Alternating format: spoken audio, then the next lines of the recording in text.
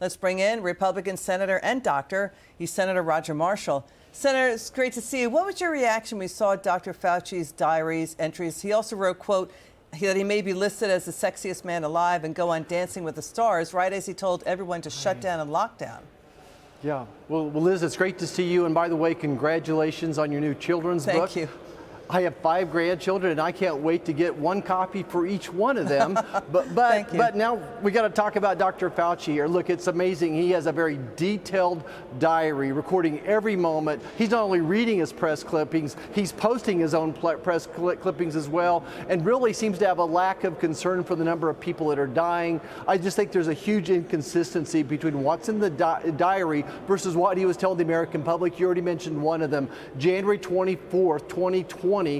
He's already come to the conclusion that this wet market in Wuhan, he says it's a spreader event. It's not the origin, it's a spreader event. But he continues for years after telling us that's the origin of COVID. Meanwhile, a preponderance of evidence would suggest that he funded research for this virus and that indeed it came from this lab in Wuhan. So he has amnesia when he talks to Congress, but here's details, and I think that the more the American public reads about this, the more they're going to come to the same conclusion that Anthony Fauci funded this virus, and it was leaked from the Wuhan laboratory in China. Yeah, that's damning stuff if it's true. I mean, it's pointing toward the Wuhan lab. So, Senator, what do you expect from Dr. Fauci's testimony this Wednesday? You know, as Americans were dying from COVID, and people worldwide dying from COVID, and senior citizens were quarantined away from loved ones. He was writing in his diary about celebrities like Barbara Streisand, calling him to ask about the differences between the Moderna and Pfizer shot.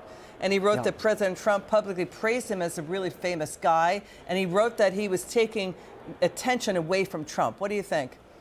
Well, I think he's going to probably have to take the fifth, because he certainly is obstructing Congress. He obstructed the American people. He obstructed Congress.